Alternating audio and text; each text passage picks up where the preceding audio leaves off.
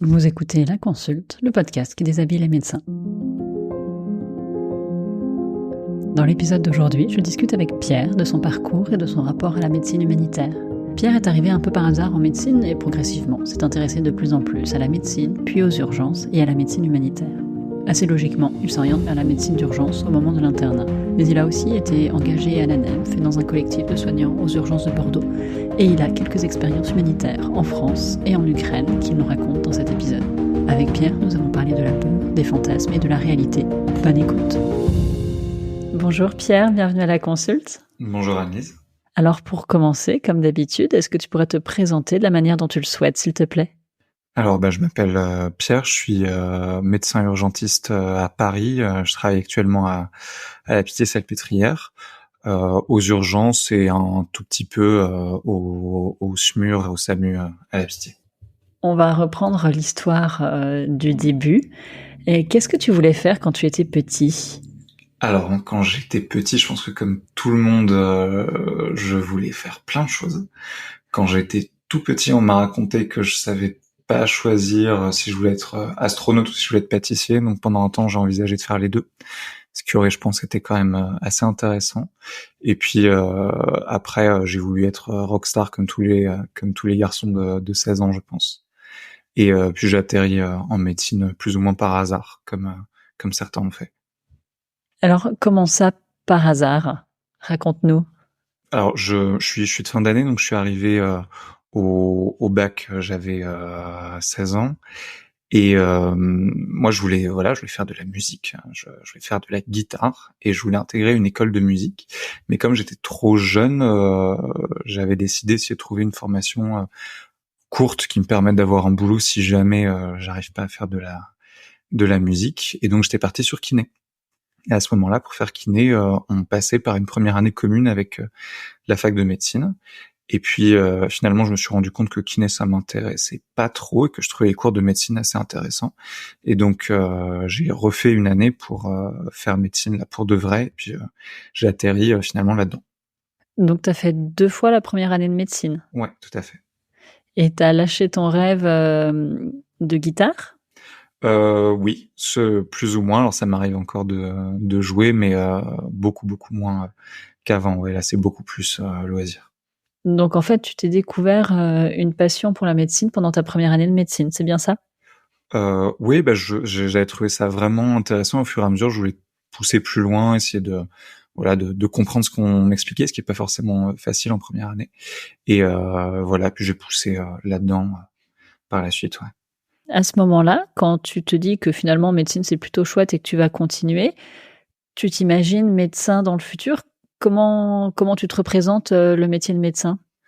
Alors, ça a été assez compliqué. Je pense que je me suis jamais vraiment représenté le métier en soi, en tout cas pas dans les premières années.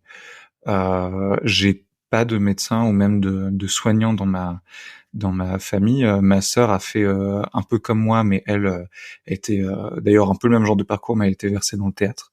Et puis elle a fait médecine aussi, elle a fait pédopsychiatrie. Mais tous les deux, on n'avait pas d'exemple particulier. Donc non, on n'avait pas vraiment, je pense, de représentation de ce que c'était que de vivre en tant que médecin. Donc tu réussis le concours pour médecine, tu rentres en 2e année de médecine et à ce moment-là, tu te dis pas plus tard je veux faire telle spécialité ou bosser à tel endroit, dans telles conditions, tu te laisses porter. Alors, j'ai assez vite vu que ce qui demandait, en tout cas à certains moments, des moments de grosse intensité, ça me parlait plus.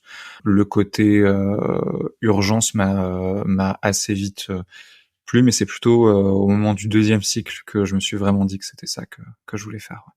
Et alors, t'étais quel genre d'étudiant à la fac ? Alors, je pense que j'étais le genre d'étudiant qui s'investissait dans à peu près tout sauf directement les études, en tout cas les premières années.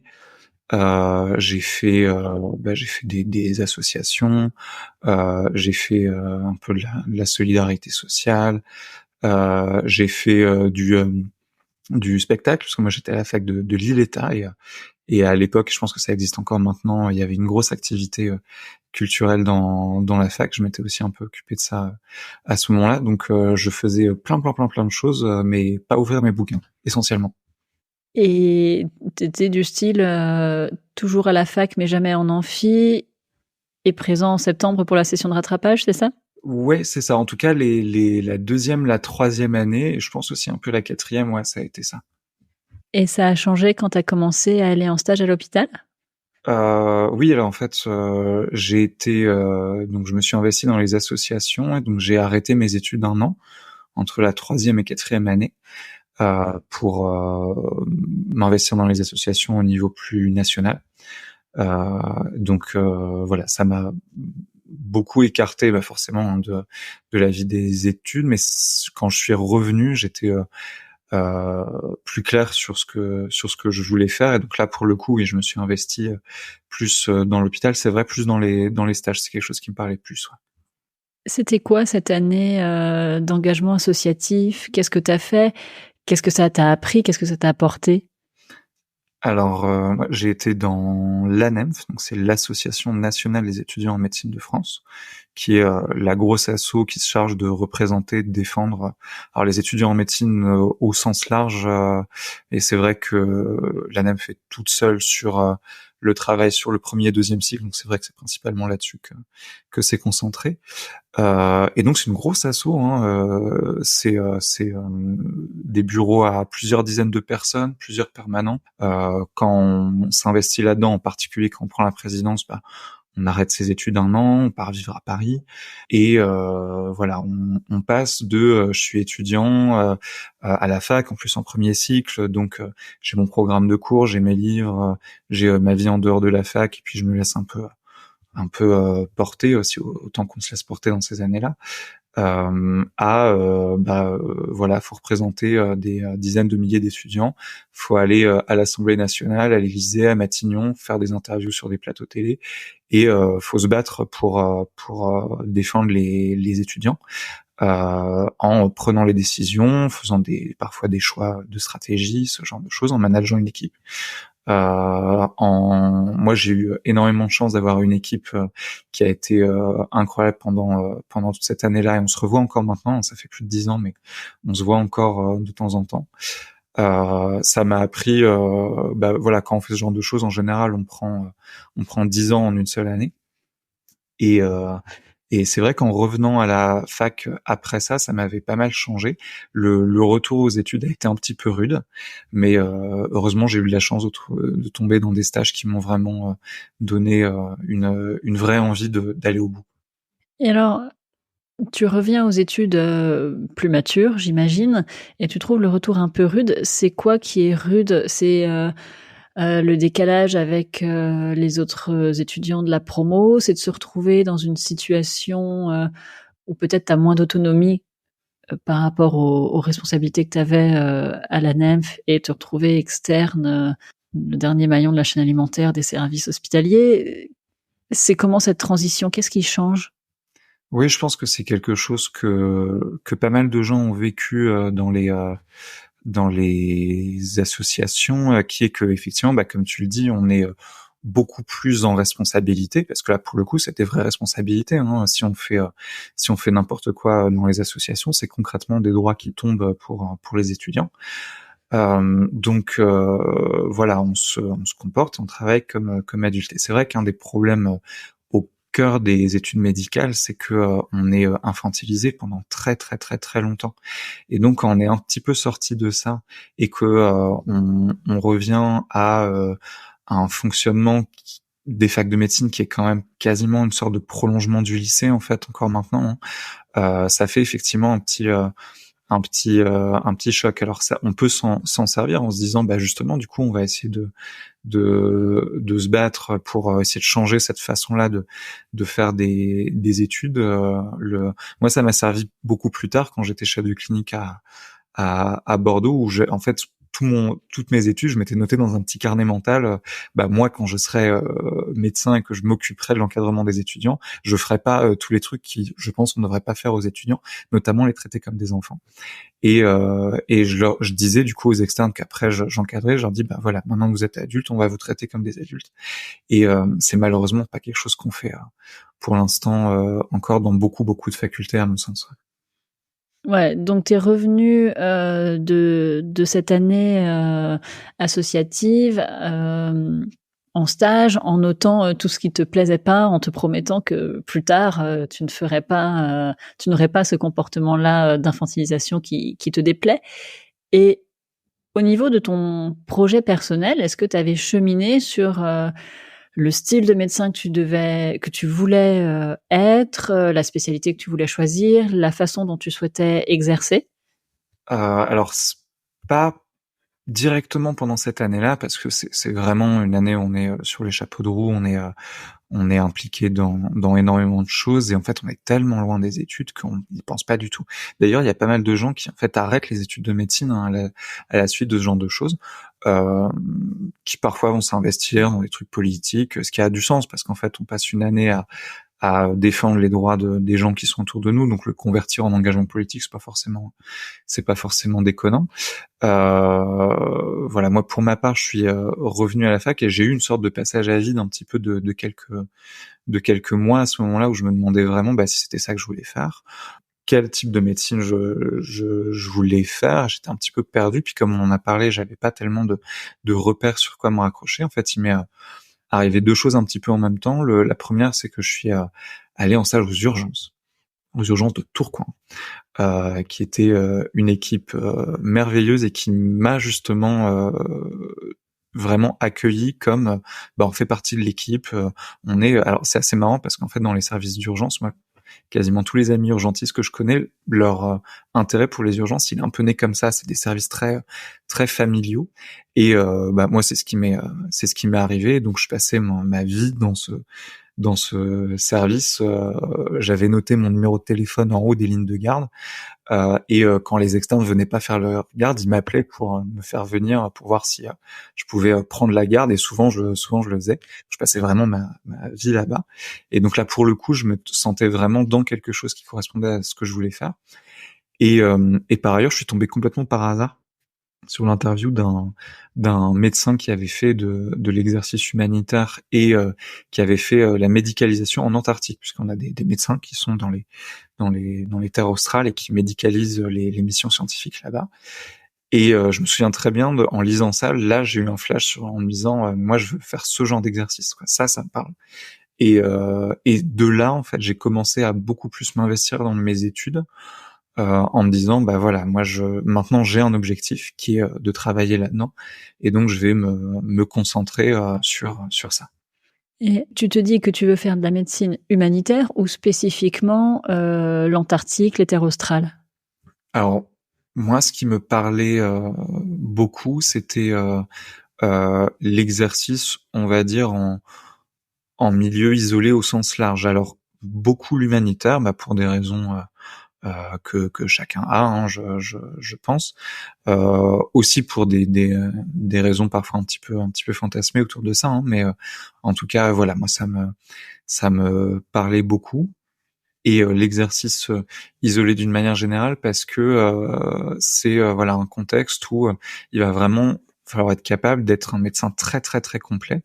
C'est quelque chose qu'on a de moins en moins, et moi que je trouvais très frustrant. En fait, j'avais une construction mentale du médecin qui était capable de diagnostiquer à peu près tout, traiter à peu près tout, suivre à peu près tout, voilà. Et puis quand en fait je me suis rendu compte que l'essentiel de la médecine, alors en fait l'essentiel de la médecine telle qu'on nous la présente à la faculté, donc quand même très centré sur le CHU, c'était pas ça, et je trouvais ça assez frustrant. Donc en découvrant ce milieu-là, en lisant les histoires de gens qui étaient capables d'examiner un patient, de lancer les traitements, de faire les examens radio, l'échographie pour faire leur diagnostic, puis voir après de traiter, voire dans le cas des exercices en terre australe d'opérer parfois, même si c'est pas quelque chose qu'ils font quand même en routine. Ça j'avais trouvé ça incroyable, et je m'étais dit moi je veux savoir faire ça. Et c'est là-dessus que je me suis tourné. Ouais. Donc, ton objectif, c'est de savoir prendre en charge vraiment le patient de A à Z de manière très complète, polyvalente, voilà, ce modèle-là. Ouais, en tout cas, c'est la représentation que j'en ai eue à ce moment-là et qui a été un moteur de motivation pour mes études, puisque voilà, parce qu'après il y a beaucoup en fait finalement de fantasmes autour de ça, mais en tout cas l'idée en deuxième cycle de se dire bah du coup moi ce que je voudrais faire c'est savoir gérer, alors évidemment dans les grandes lignes, mais savoir gérer à peu près tout ce qui existe, bah ça fait qu'on s'intéresse à tout et qu'il n'y a pas de partie de l'enseignement médical qui soit dénué d'intérêt pour nous. Donc ça aide à se motiver en fait pour une partie des études qui est quand même globalement pas fun quoi, le deuxième cycle. Mais alors, comment tu construis ça? J'entends bien que du coup, tu t'intéresses un peu, enfin un peu, beaucoup même peut-être à toutes les matières, mais en pratique, tu fais en sorte de choisir des stages hyper polyvalents, d'essayer d'aller vraiment dans des spécialités très éloignées les unes des autres. Comment ça se matérialise dans ton cursus de deuxième cycle? Alors pendant le deuxième cycle, alors il y a quand même une maquette, hein, on doit faire de la chir, de la médecine adulte, de la gériatrie, etc. En tout cas à Lille c'était comme ça. Donc je suis globalement maquette, mais c'est vrai que dans tout ce que je peux choisir, j'essaie de choisir. Alors en fait, Lille c'est un peu particulier parce que comme c'est le nord, il y a une grosse densité de population et donc il y a beaucoup d'hôpitaux, notamment périphériques, à assez peu de distance. Et donc à Lille, on est énormément envoyé dans des hôpitaux périphériques. C'est un peu une spécificité de cette région-là. Et donc, moyennant quoi, on est assez peu d'externes par stage. Voilà, l'essentiel des stages, en tout cas ceux que j'ai pas fait au CHU, on était 2 ou 3 externes, donc on était très très très très impliqués et on pouvait vraiment s'investir dans les stages. Ça, c'est un super avantage de la fac de Lille État. C'est vrai que dans la mesure de la liberté que permettait la maquette, j'ai essayé de prendre des choses qui correspondaient plus ou moins à ça. Donc quand j'ai dû faire ma chir, j'ai fait de la chir traumato. Quand j'ai fait médecine adulte, j'ai fait de la médecine tropicale, j'ai fait voilà des choses et je fais aussi, on va pas se mentir, le maximum de stages de médecine d'urgence, que ça me parlait beaucoup. Oui, c'est autant que je pouvais d'orienter la maquette un petit peu vers ce qui m'intéressait à ce moment-là, quoi. Et à ce moment-là, tu te poses la question de faire un DU à côté, quelque chose à côté, ou même une mission humanitaire, vraiment pour aller approfondir ce champ-là? Alors j'ai commencé à me mettre dans les DU, les formations un petit peu complémentaires, plutôt pendant l'internat et entre l'externat et l'internat. Non, j'ai eu l'occasion de m'investir avec Médecins du Monde dans le Nord, qui a tout un dispositif sur les personnes roms qui sont dans des bidonvilles, hein, beaucoup dans le Nord, et donc il y a des rotations médicales dans ces endroits-là pour des consultations de suivi. Donc j'avais eu l'occasion de faire ça un petit peu sur mon temps libre avec l'équipe de Médecins du Monde du Nord. Ouais. Donc ça a été mon premier contact avec ce milieu. Et alors, est-ce que cette première expérience dans l'humanitaire avec Médecins du Monde, ça t'a plu? Alors oui, ça m'a beaucoup plu. Déjà, c'est une première expérience réelle pour le coup de ça, parce qu'on a énormément de représentations. Déjà, j'avais aucune expérience évidemment de l'exercice médical, donc du coup, a fortiori encore moins dans ce que c'est que l'exercice dans ces conditions-là. Et puis on est encadré par des médecins qui font ces rotations et qui vont nous apprendre plein de choses avec un relationnel qui est assez différent du relationnel habituel avec les maîtres de stage. Oui, c'est aussi de voir un petit peu à quel point on est très démunis, parce que finalement les déterminants des conditions de santé des personnes qu'on rencontre, elles sont extrêmement dépendantes plutôt de mesures sociales, de mesures juridiques, etc. Et qu'au final, voilà, moi j'ai le souvenir que donc on était parce que dans les camps Roms, il y a de tout. Il y a quand ça se passe bien avec les municipalités, il y a des accès à de l'eau, à des à des évacuations de déchets, à ce genre de choses, mais c'est pas le cas partout. Et donc il y avait des camps où c'était pas le cas du tout, où littéralement les gens faisaient leurs besoins par terre parce qu'il y avait accès à rien d'autre, où la municipalité ne refusait de donner accès à à peu près tous les droits possibles, à tel point que je me souviens bien qu'il y avait un des camps qui était peut-être à 200 mètres d'un Lidl, où les gens qu'on soignait allaient faire leur photocopie sur les photocopieuses libre-service qui sont avant l'entrée dans le magasin réel. Et il y avait des agents de sécurité qui les refoulaient, donc en fait ils pouvaient pas simplement faire les photocopies pour avoir leur demande de droit, donc on devait le faire pour eux. Donc on est confronté à ça. Ça a une part de côté frustrant, puisque au final, on prescrit des antalgiques pour les lombalgies, on prescrit des antibiotiques pour les infections respiratoires, les otites des enfants, etc. Mais on voit bien que on n'ira pas beaucoup plus loin que ça, parce que pour aller beaucoup plus loin que ça, c'est une question qui est essentiellement politique. Mais c'est intéressant de s'en rendre compte en fait au début de son apprentissage. Donc oui, moi ça m'a permis de mettre des réalités sur ces idées-là, ouais. Et est-ce que tu étais peut-être avec une espèce de représentation de médecin qui va sauver le monde, hein. Oui, Enfin, tout à fait, ouais. l'imaginaire de l'humanitaire, des fois, c'est quand même un petit peu ça, je pense, quand on n'y connaît rien.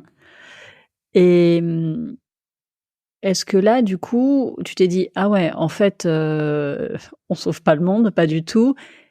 Est-ce que ça t'a plu? Comment ta représentation a évolué et comment est-ce toi, ton envie de faire ça l'a impacté?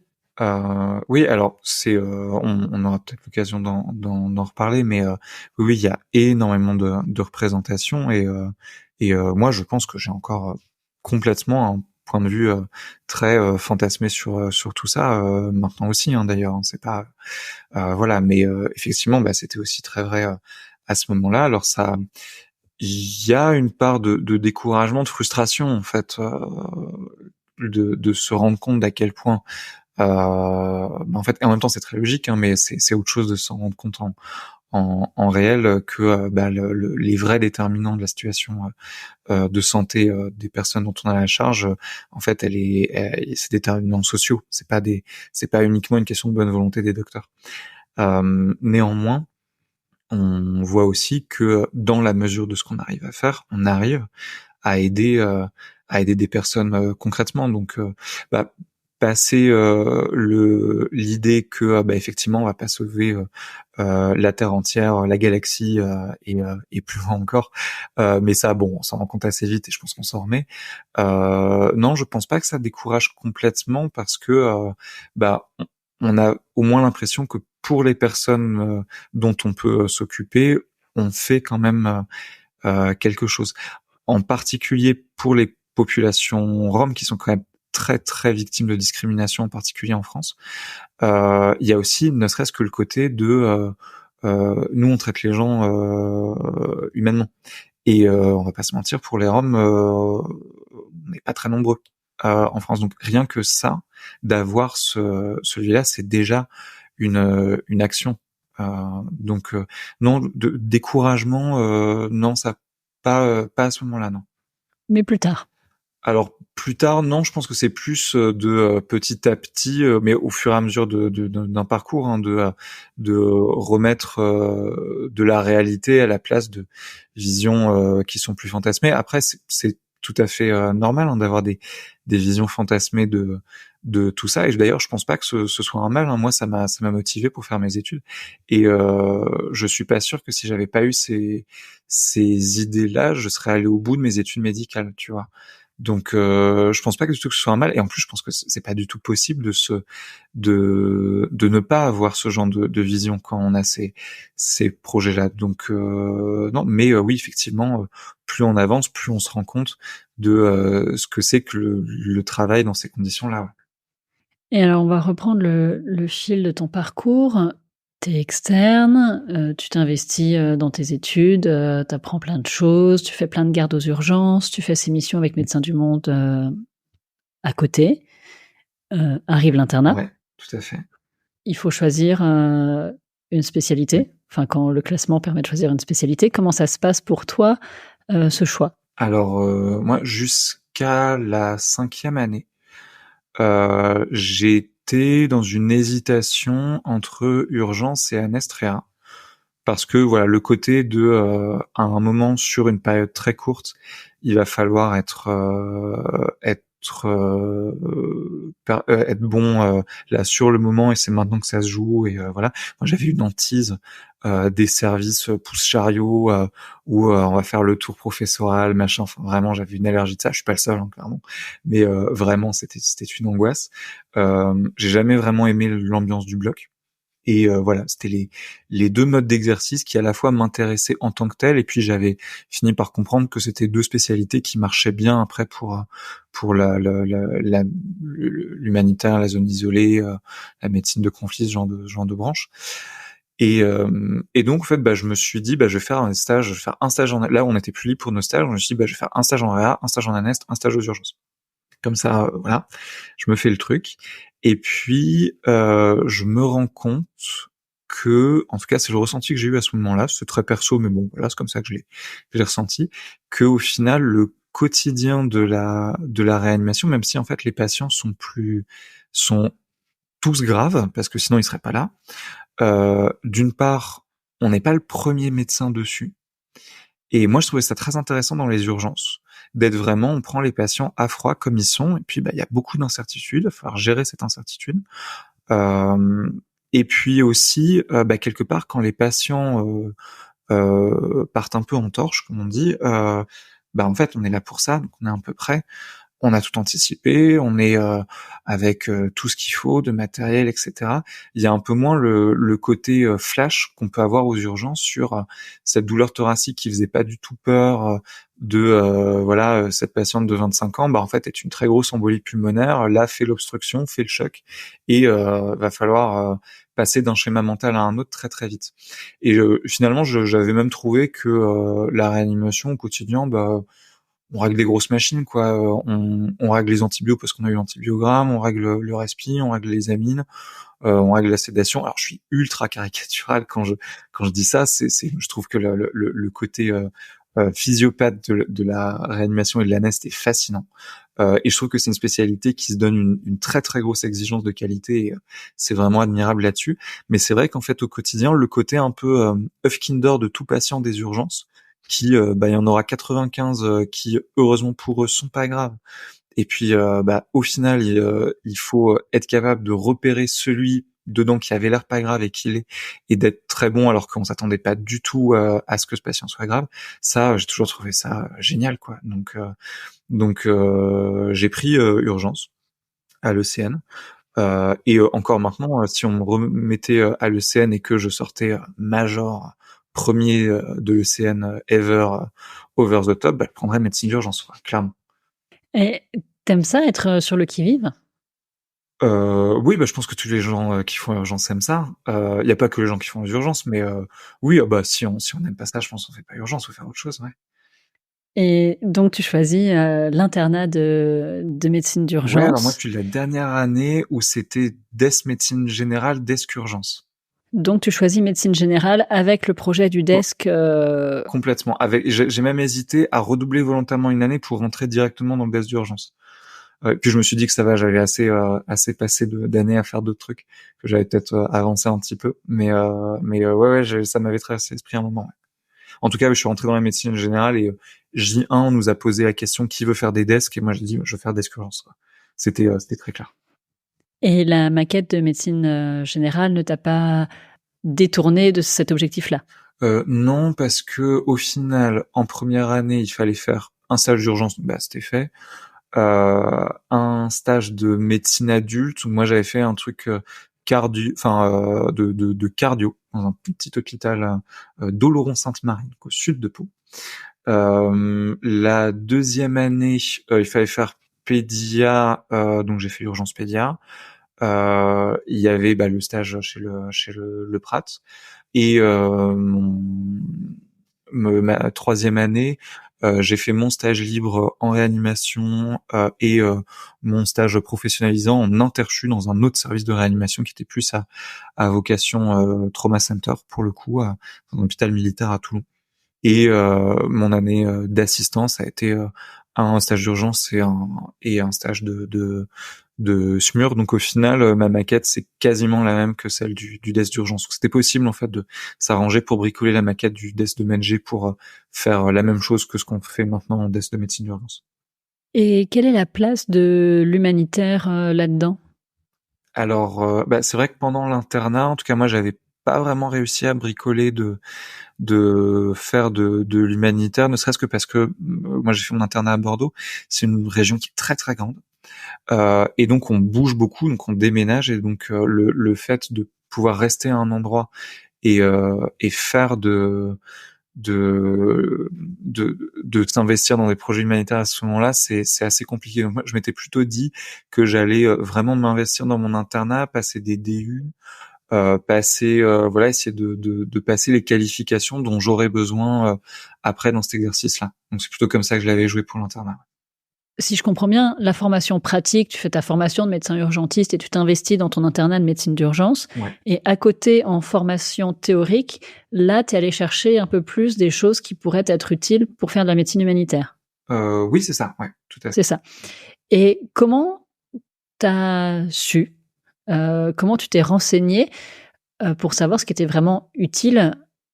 Parce que on en parle depuis tout à l'heure de ce décalage entre ce qu'on fantasme et la réalité du terrain quand on fait de la médecine humanitaire. Est-ce que tu as fantasmé des formations qui, finalement, tu t'es rendu compte en les faisant ou après que ça servait à rien? Ou est-ce que tu as essayé de te renseigner pour savoir, pour être vraiment pertinent dans ton choix de formation? Comment ça s'est passé? Non, alors oui, c'est complètement au feeling de ce que je suis dit être intéressant. Bah, il y avait aussi le fait que ça m'intéressait en soi, hein, c'est voilà, mais en première année, j'ai fait. Alors, c'était un peu particulier à Bordeaux. On va dire que comme c'est un desk, il fallait être pris pour le desk, c'était pas garanti. Et il y avait un DU d'aptitude à la médecine d'urgence qui permettait de mettre un premier pied dans la formation en médecine d'urgence en première année de desk de médecine générale.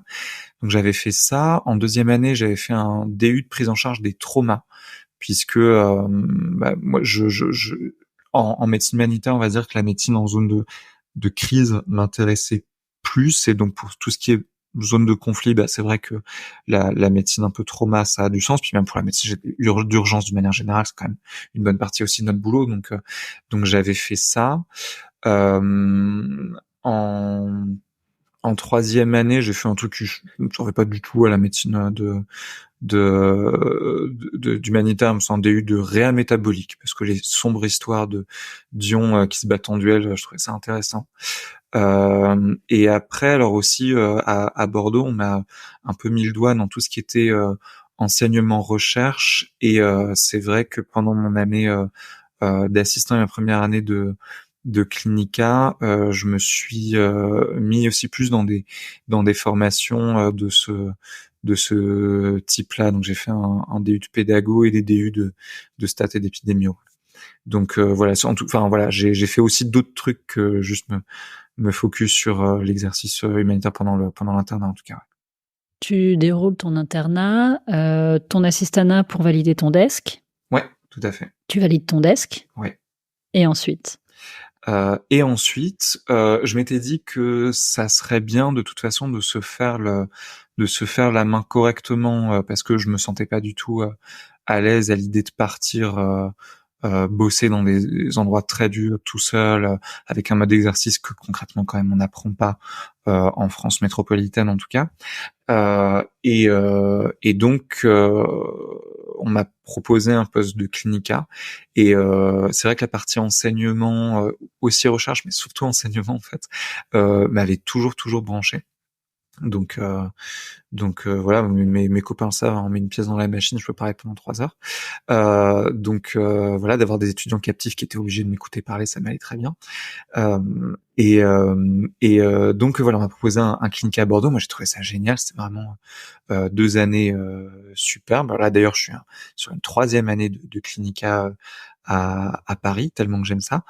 Voilà, c'était l'idée de se faire bien les armes avant de partir dans ce type d'exercice. Ouais.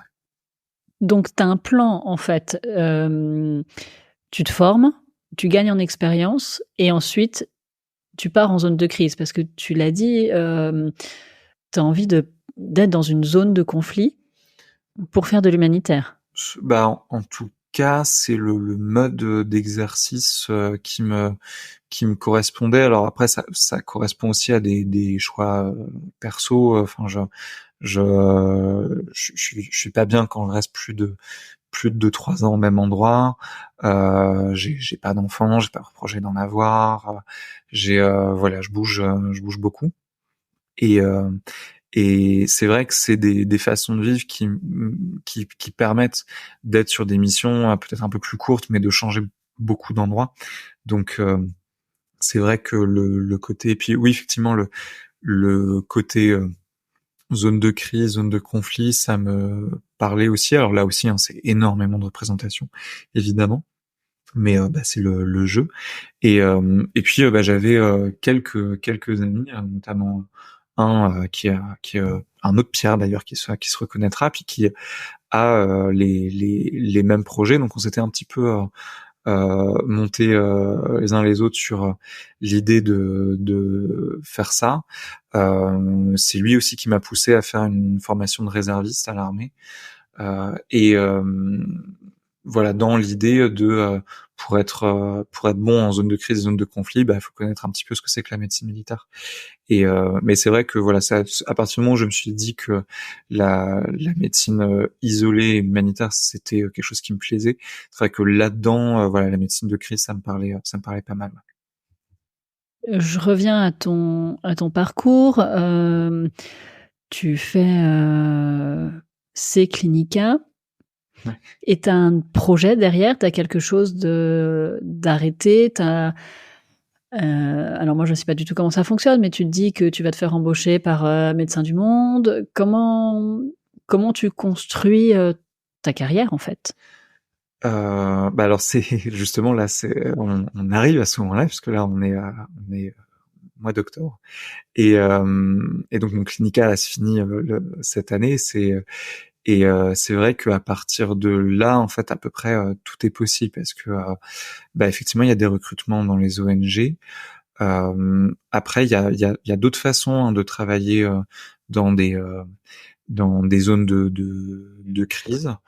En santé, il y a des organisations gouvernementales déjà, il y a diverses façons de s'investir là-dedans. Et c'est vrai que bah, là, moi, au moment où on parle, je suis un peu au moment où j'ai fait tout ce que j'avais envie de faire comme formation initiale, on va dire. J'ai plein de projets de formation diverses et variées, mais là, je suis un peu au bout de cette phase-là, on va dire. Et maintenant, voilà, je suis en train de prendre des contacts un petit peu à gauche à droite pour savoir vers quoi je vais me tourner. Ouais, ouais. Mais il y a un horizon très très large qui s'ouvre. Ouais. Mais question très naïve, hein, mais concrètement, tu téléphones à qui pour dire: «Bonjour, je suis médecin, je voudrais, partir, exercer, en humanitaire de manière isolée. Est-ce que vous avez un job pour moi?» Oh bah, Tu qui? en fait, il y a énormément de façons d'exercer là. Alors, bah, par exemple, si tu penses à la médecine humanitaire, bah, il y a des ONG, plus ou moins grosses d'ailleurs, parce il y a des grosses organisations que tout le monde connaît, hein, Croix-Rouge, MSF, Médecins du Monde, voilà, qui font des grosses opérations, qui ont des fonctionnements qui sont à eux, qui organisent des réunions d'information. Euh, donc là, on peut les contacter. Il y a tout un process de recrutement qui dépend de chaque organisation, mais qui voilà, qui existe, qui est assez balisé. Hein. Et des organisations plus petites où c'est plus très souvent c'est une question de on connaît quelqu'un qui a bossé pour une mission pour tel orga et puis qui connaît un tel et qui vous passe voilà. Pour si je prends par exemple l'émission Interaustrale, bah, il y a des gens qui recrutent pour ça. Il y a un site internet, on envoie un mail, on envoie un CV, une lettre de candidature. Voilà, en général, ouais, il y a des process. Alors c'est plutôt ce qui souvent, je pense, c'est des gens qui en font là pour de vrai, parce que moi je te parle de tout ça, mais en fait j'ai quasiment aucune expérience hein, de tout ça. Je te parle encore de ça en étant très extérieur, hein, mais en ayant l'occasion de discuter avec des gens qui font ça. La difficulté, c'est plutôt de se rendre compte de toutes les façons d'exercer différentes dans ces modes-là. Il y a plein de choses auxquelles on ne pense pas. Oui, il y a des processus de recrutement qui correspondent à chaque mission, qui sont assez balisés, ouais. Ça reste aussi beaucoup une question de, on connaît quelqu'un qui a fait un truc, qui va nous passer un contact, etc. Il y a aussi pas mal de ça quand même. Et alors toi, tu as pu mettre en pratique, en parallèle de ton clinica, des choses, partir, qu'est-ce que tu as fait concrètement? Oui, alors ouais, il se trouve que j'ai une année 2022 un petit peu mouvementée, comme beaucoup de gens, euh, on va dire qu'il y a eu un croisement où il y a eu voilà, moi j'étais chef de clinique à Bordeaux, les urgences de Bordeaux, peut-être pour les gens qui sont un peu du milieu, qui suivent l'actualité, ça se sait un peu que les urgences de Bordeaux sont en difficulté. C'est vrai que forcément, étant de culture à avoir fait des assos, des machins, on se dit que plutôt que de juste partir en se disant ça marche pas et ça marchera pas mieux dans les années qui viennent, donc autant aller ailleurs, c'est vrai qu'on se dit on va se battre. Donc avec une amie, Aude, et Olivia, on a monté un collectif soignant, avec à peu près tous les métiers des urgences. On a essayé de faire des manifs, de faire des grèves, de faire des opérations de tractage sur les marchés, de mettre des banderoles partout, d'interpeller les gens. Et puis ça a permis de ressouder toute l'équipe du pôle, donc les urgences, le SAMU, le SMUR, d'être très solidaires entre nous. Par contre, on n'a rien gagné. On va dire qu'il y a eu le croisement de ce moment-là où on se dit, en fait, l'hôpital public est en grande difficulté et pas, on va dire, dans sa meilleure phase, et on n'arrive pas en tant que soignant à faire bouger ça. Et en même temps, il y a le conflit en Ukraine qui s'est élargi. Fin février 2022, et il se trouve que juste à ce moment-là, j'avais posé quelques semaines de congé. Et donc, je me dis, c'est tout, en fait, sur ces semaines de congé, je vais essayer de voir si je peux m'investir là-dedans. Voilà, effectivement, j'ai eu l'occasion de m'investir un petit peu dans diverses missions en Ukraine et à la frontière entre l'Ukraine et la Pologne, là, pendant quelques mois et encore maintenant. Ouais. Concrètement, tu es parti en Ukraine, là où il y a la guerre, pour faire de la médecine d'urgence. Alors, précisément, j'ai répondu à un appel, en fait, dans les premiers jours. Le ministère de la Santé ukrainien, avec l'appui de l'OMS, a fait un appel en disant, s'il y a des gens qui sont soignants et qui peuvent venir aider, répondez à ce mail. Donc j'ai répondu à ce mail. Et on a dit, très bien, si vous êtes prêt, est-ce que vous êtes prêt à aller dans un hôpital en Ukraine? J'avais dit, alors, oui, alors s'il peut être pas complètement sous les bombes, c'est quand même mieux, c'est chouette. Voilà. Et donc on nous dit très bien, on va vous envoyer votre destination dans quelques jours. Et donc on était plusieurs médecins en fait à avoir répondu à ça. Et donc on s'était mis à la frontière entre la Pologne et l'Ukraine en attendant d'avoir notre hôpital de destination.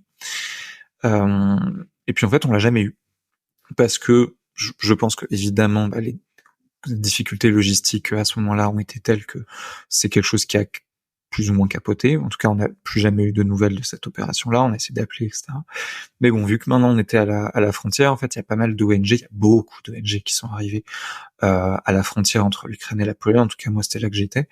On a commencé à faire plutôt de l'appui aux personnes déplacées, c'est-à-dire aux personnes qui passaient la frontière, qui étaient en bonne santé, voilà, c'était pas des blessés de guerre qu'on a pris, tout simplement parce que les personnes qui étaient vraiment blessées par le conflit, elles arrivaient pas jusque là. Mais on a fait de la délivrance de médicaments, on a fait des petites consultations, on a eu quelques blessés qui sont passés par là, mais vraiment très épisodiques, avec une ONG qui s'appelle SSF, Sauveteurs sans frontières. Et voilà, j'ai fait ça pendant les quelques premières semaines là-bas. Et après, j'ai été contacté par une autre ONG qui, elle, voulait faire de la formation médicale là-dedans. Donc avec SSF, j'ai fait de l'appui à la frontière. On a fait quelques évacuations médicalisées pour des personnes qui juste avaient besoin d'une ambulance, qui était parfaitement stable, mais qui juste avaient besoin d'une ambulance et d'une surveillance médicalisée le temps d'être évacués entre l'Ukraine et la Pologne. On a fait aussi beaucoup de logistique, puisque on a le monde entier qui nous a envoyé des médicaments, des boîtes, etc., dans des conditionnements approximatifs, on va dire. Et donc, fallait trier les médicaments pour les envoyer ce qui était utile en Ukraine. Donc, il y avait une sorte de double flux de personnes qui partaient de l'Ukraine et de dons qui allaient en Ukraine. On essayait un peu de jouer cette logistique-là. Et puis, après, avec une autre ONG qui s'appelle MEAD, on a fait des missions de formation en collaboration avec les médecins ukrainiens en Ukraine, et ça, c'est une mission qui tourne encore actuellement. Donc là, avec cet organisme, cette ONG, tu es allé en Ukraine, là où il y a la guerre, donc, former des médecins ukrainiens sur des trucs d'urgentistes. Alors moi, je m'occupe d'un programme de formation à l'échographie. D'accord. C'est un programme qui est soutenu par la cellule de crise du ministère des Affaires étrangères en France et par le ministère de la Santé en Ukraine, qui est co-porté par la chaîne de l'espoir et MEAD, qui est une ONG qui s'appelait jusqu'à récemment l'UOSSM, qui est un peu plus connue par ce nom-là.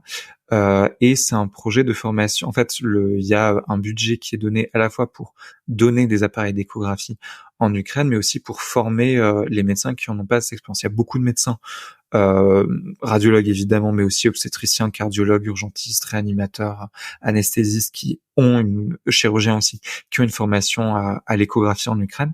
Mais forcément, en particulier dans les zones de conflit, il y a beaucoup plus de trauma. Donc besoin d'avoir notamment de pouvoir faire des échos fast, aussi de pouvoir parfois aller remplacer des examens type scan, voire type radio, parce que ils n'y ont plus accès. Et c'est vrai que dans ce genre de contexte, un appareil d'écho en particulier ultra portable, c'est très très très pratique, parce que ça fonctionne sur batterie. Il nous faut l'appareil d'écho, une tablette, et on est parti. Et on peut diagnostiquer les fractures des os longs, des pneumothorax, des contusions thoraciques, des épanchements péricardiques, abdominaux, tout ce qu'on veut, enfin tout ce qu'on peut faire avec une échographie. Et donc toute l'idée, c'est qu'est-ce qu'on peut apprendre à des gens qui n'ont pas ou quasiment pas d'expérience d'échographie en 2 jours, parce que c'est des programmes très très focus, pour qu'ils soient efficaces dans les zones où il y a une haute intensité de conflit. Donc on a commencé en concevant la formation avec une équipe de médecins ukrainiens qui étaient instructeurs de base d'échographie. On a conçu ce programme qui s'appelle Tactical Ultrasound Course for Ukraine. Et on a ensuite formé à la fois des personnes à ce programme-là, mais surtout on a formé des instructeurs ukrainiens. Et donc les formations, elles tournent en autonome depuis le mois d'août 2022. Donc on a construit un centre à Lviv, qui est la grosse ville la plus à l'ouest en gros de l'Ukraine, puis à Kiev, puis à Kharkiv, qui est la deuxième ville d'Ukraine, qui est là pour le coup à l'est. On a fait des missions de formation là-bas, et puis maintenant on a des formations qui tournent en autonome, et on est même en train de mettre en place une unité mobile de formation pour aller former sur les zones sud-est de l'Ukraine. Si je résume, tu as formé des formateurs à l'échographie pour les médecins ukrainiens. C'est pas exactement l'image du médecin qui fait de l'humanitaire et qui va sauver la veuve et l'orphelin au péril de sa vie. Alors, remarque, tu étais probablement en danger, j'imagine, si tu étais en Ukraine, ça ne devait pas être hyper safe, mais ça a quand même peut-être mis un petit coup de pied à ta représentation du médecin humanitaire, non? Ou tu t'attendais à ça? Comment ça s'est passé pour toi? Alors oui, je pense là oui, pour le coup ça a été un monde qui m'a beaucoup plus appris sur ce qu'on fait dans ces endroits-là. Encore une fois, ce que je vais te dire là, je pense que les gens qui ont une expérience de longue date de médecine humanitaire, etc., pour eux c'est évident, mais moi c'est comme ça que j'ai appris, hein, donc voilà, que effectivement on a ces représentations. Alors la représentation vraiment de je vais porter des sacs de riz, je vais porter des nourrissons en dehors des décombres en flammes, etc. Je pense qu'on est quand on est adulte, je pense qu'on est un peu sorti de ces représentations-là, mais on a quand même effectivement cette idée que on part dans une zone de conflit, que éventuellement on va faire du soin, que on va être exposé, que il y a un danger qui est réel, hein, que après on mesure, on essaie de mesurer, on essaie de gérer surtout.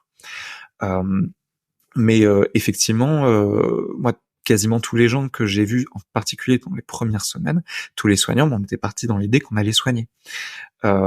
Aussi parce que c'est un conflit qui est quand même assez particulier, un conflit à haute intensité entre deux pays qui sont des pays avec des États qui marchent, des hôpitaux, des armées, etc. C'est-à-dire que en fait, quand on se rend compte un peu plus de la réalité de terrain, en fait, en Ukraine, il y a des hôpitaux, il y a des ambulances, il y a des médecins, qu'on arrive là, que on n'est pas meilleur que les médecins ukrainiens, que en plus on parle pas ukrainien, qu'on parle pas russe, qu'on parle éventuellement anglais, mais la grande majorité des Ukrainiens ne parlent pas anglais, que du coup ça va être très compliqué, et que en fait concrètement, en tout cas sur les endroits où lesquels j'ai été et avec les médecins ukrainiens avec lesquels j'ai eu l'occasion de discuter, ils avaient leur besoin principal était pas du tout d'avoir des soignants en plus.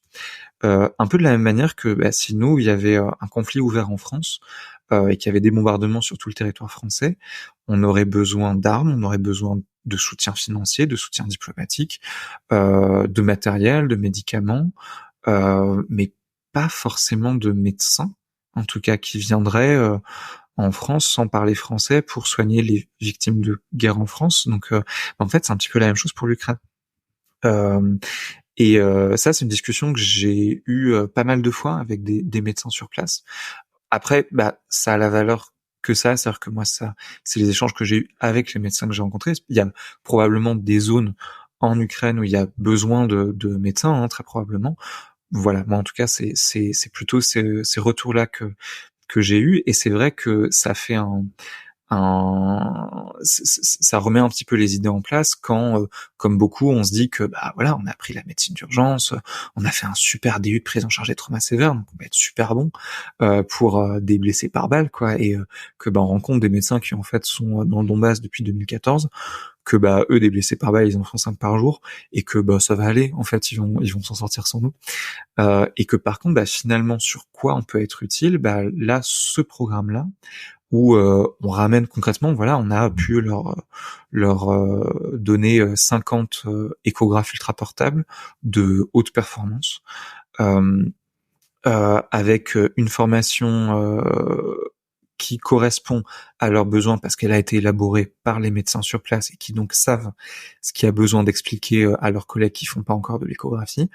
Ça marche. On a 3 centres de formation, on est à 1500 médecins formés actuellement, et on a différents groupes WhatsApp où on se suit les uns les autres, et là pour le coup on a toutes les semaines des messages de diagnostics qui ont été faits à l'écho, qui voilà, donc là oui, ça a un sens, et c'est une expérience mais qui est incroyable, quoi, d'avoir ce retour là. Mais c'est un peu comme ce que je te disais sur la logistique, c'est les premières semaines où j'étais à la frontière entre l'Ukraine et la Pologne. Alors on a fait 2 missions, on allait chercher des gens qui avaient besoin d'un transport. Alors on peut formuler ça en disant qu'on a fait de la médévac en zone de guerre.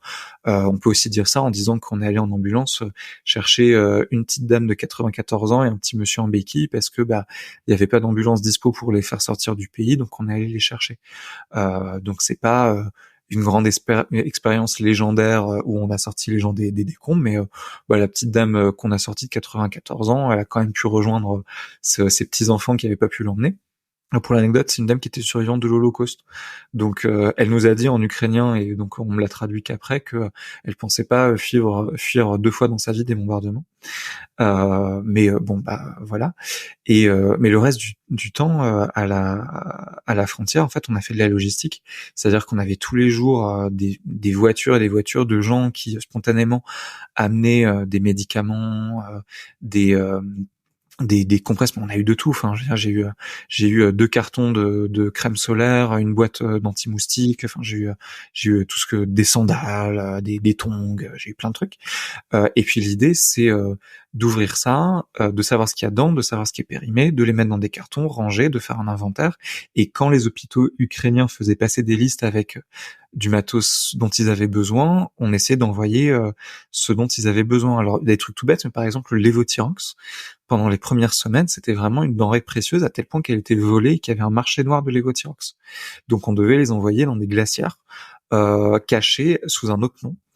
Voilà, ça, voilà, pendant des semaines, j'ai ouvert et fermé des cartons.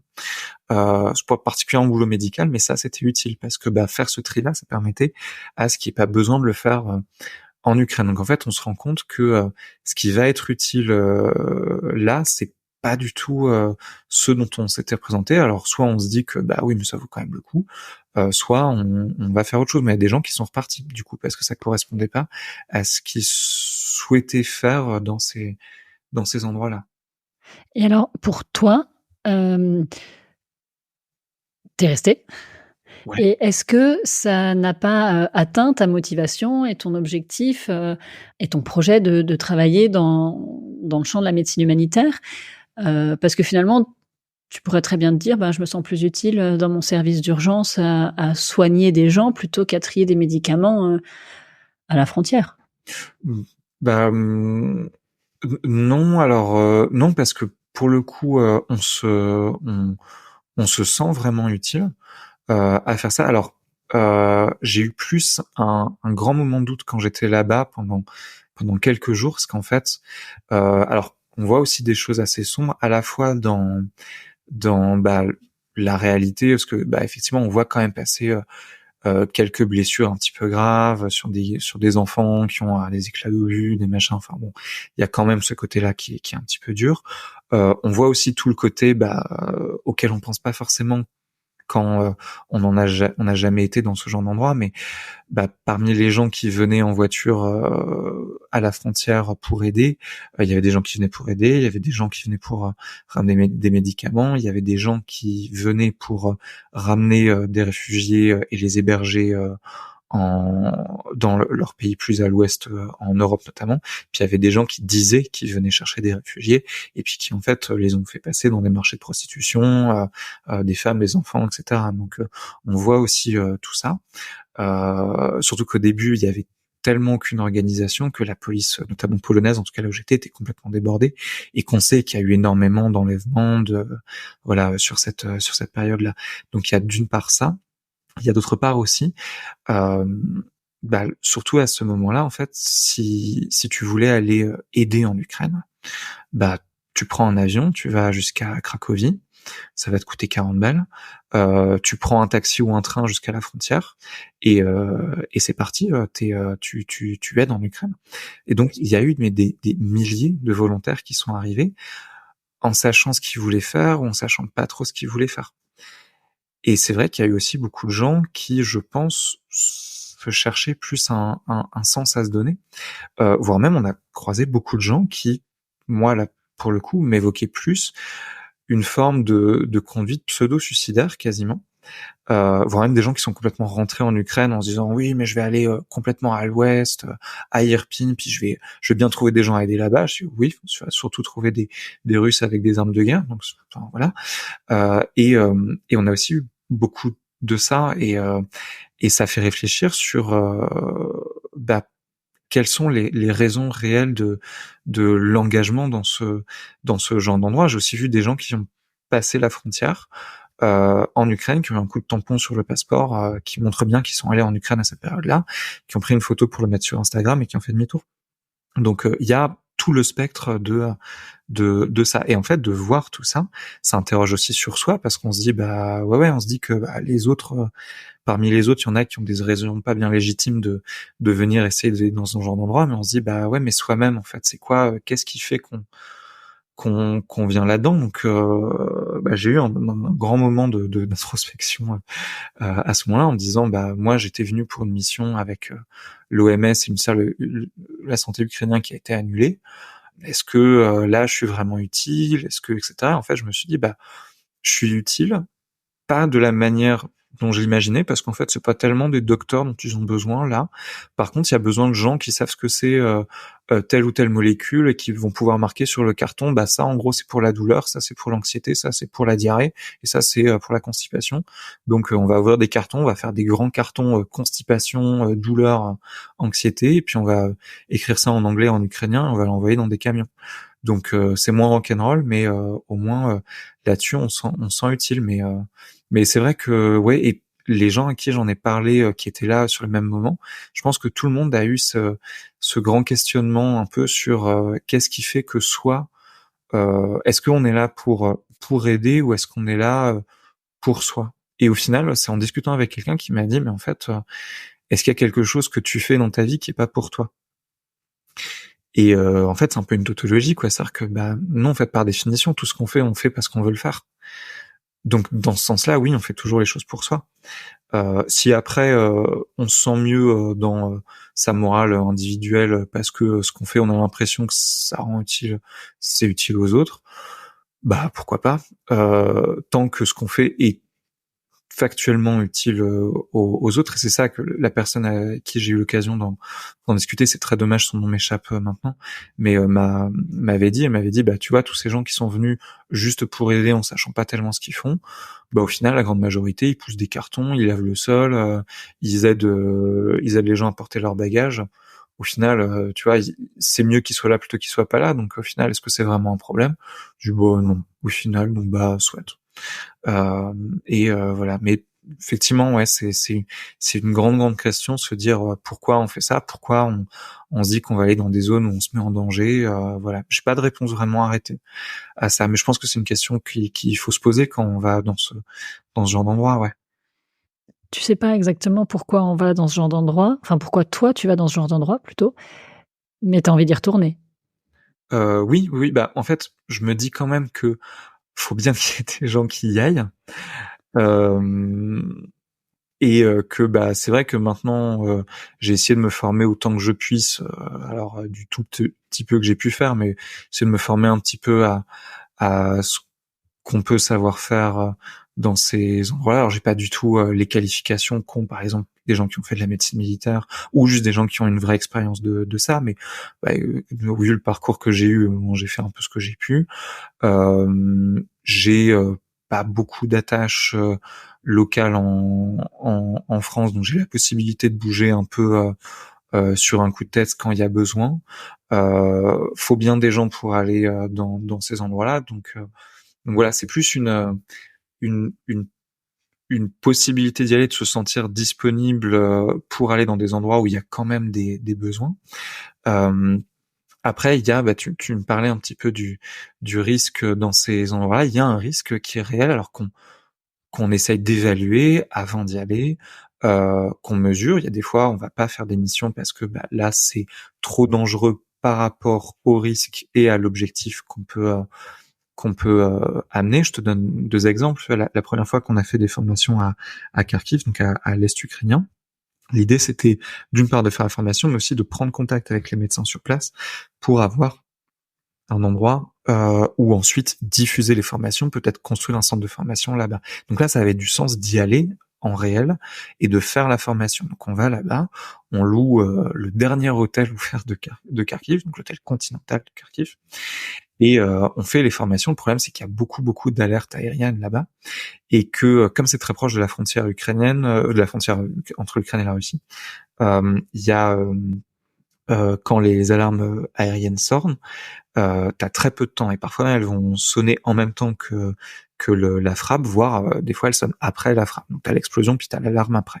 Donc en pratique, on a tourné la formation beaucoup dans les abris. Donc on a pu mener tant bien que mal la formation, puis on a pu surtout bien prendre contact avec les médecins sur place et on a construit un centre de formation après. Puis là, plus récemment, j'y suis retourné pour faire du suivi et former une trentaine de candidats instructeurs qui sont du coup devenus des instructeurs. Et là, c'est vrai qu'on voulait principalement former les instructeurs de Kharkiv, mais en les formant avec des instructeurs seniors qui eux étaient plutôt de Kiev et de Lviv, donc plutôt de Lviv plus protégée, on va dire. Là, ça avait plus de sens de faire la formation à Kiev. Tu vois, de faire venir les gens de Kharkiv à Kiev plutôt que de faire venir les gens de Kiev à Kharkiv, d'un point de vue sécurité. Parce qu'on a quand même aussi la responsabilité de faire venir des médecins ukrainiens dans des zones exposées. Donc voilà, il y a toujours cette balance-là de risques un petit peu à gérer. Alors on prend des risques, c'est vrai. On essaye quand même on prend un risque parce qu'il y a une raison de le prendre, parce que le bénéfice qu'on en attend vaut la peine. Et puis après, c'est aussi une question de individuellement comment on se positionne par rapport à ça, jusqu'où on va, jusqu'où on est prêt à aller. Et je pense que c'est très très important d'avoir des limites perso, que si on n'en a pas, on se met en danger et on met en danger les gens avec qui on travaille. Ouais. Ça c'est sûr. T'as eu peur, toi? Oui, je pense que si on n'a pas peur là-dedans, c'est que je pense qu'on comprend pas ce qui se passe. Après, c'est une idée de se dire oui, là effectivement, il y a une probabilité que s'il y a une frappe, c'est sur nous que ça tombe. Ouais, c'est possible effectivement. Après, on se dit que voilà, il y a aussi une probabilité que ça ne tombe pas dessus et on fait avec. Mais pendant cette formation à Kharkiv, j'avais perdu tous les diapos de la formation, donc j'ai dû les refaire les soirs juste avant la formation. Et à 3h du mat, il y a là genre 10e alarme anti-aérienne de la journée. J'ai dit non, l'enfer, va falloir aller dans les abris. Il y a pas internet dans les abris, donc du coup je pourrais pas avancer. Je dis vas-y, je finis mes diapos à 3 minutes. Là, je finis ma diapo et puis après je descends. Et juste au moment où je me dis ça, on entend une explosion au loin. Je dis bon, tu sais quoi, la diapo va attendre et je vais aller dans les caves. Voilà. Donc là, oui, on se fait un petit peu peur. Ouais, c'est sûr. Mais ouais, moi j'ai entendu des gens qui disaient que oui, bon, ils ont un peu peur, mais franchement, ça va. Je me suis dit, en fait, je vais pas bosser avec eux, clairement. La peur est utile. Je pense que là, dans des endroits comme ça, si t'as pas peur, t'es clairement dangereux, quoi. Et faut pas oublier que oui, si toi c'est ton truc de vraiment prendre tous les risques en te disant que c'est comme ça que tu vas te rendre utile, pas forcément. C'est-à-dire que enfin, c'est bête, mais les gens qui savent vraiment bien soigner les gens dans une zone de conflit, c'est les médecins militaires. Eux, c'est leur métier. Ils font que ça, ils font des études pour ça, ils font la science. Que nous, on essaie de faire des choses, mais on va pas se mentir, les gens qui sont les plus experts, les plus expérimentés là-dessus, c'est les médecins militaires, clairement. Ils mettent pas leurs médecins sous les bombes. Et c'est pas pour rien, en fait, parce que c'est pas une bonne idée et que c'est pas une bonne utilisation des ressources. Donc il y a ça aussi, que le côté romantique de se dire j'opère des mecs sur des tables de cuisine pendant que les murs tremblent, des explosions, etc. Je dis ouais, c'est joli sur les photos. Et l'effet un petit peu pervers, c'est que aussi c'est ce genre de représentation qui permet d'attirer des financements pour des ONG. Parce qu'il y a ça aussi dont on se rend compte dans cet exercice-là, c'est que il faut aussi faire des choses qui vont donner envie aux gens de nous donner des sous. Or, les gens n'étant pas experts de ces zones-là, c'est des choses dont si je dis aux personnes donnez-nous des sous parce que il faut qu'on puisse financer des gens pour trier des cartons à la frontière entre l'Ukraine et la Pologne sur un rond-point, c'est moins vendeur que si je dis on va aller ramener des ambulances pour extraire des personnes qui peuvent pas quitter un pays qui est sous les bombardements. Voilà, donc il y a ça aussi comme réalité qu'on découvre.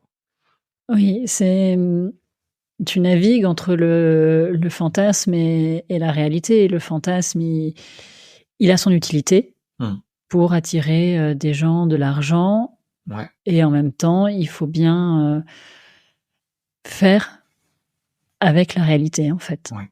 C'est ça. Alors, moi, personnellement, je suis encore complètement dans le fantasme. Je pense.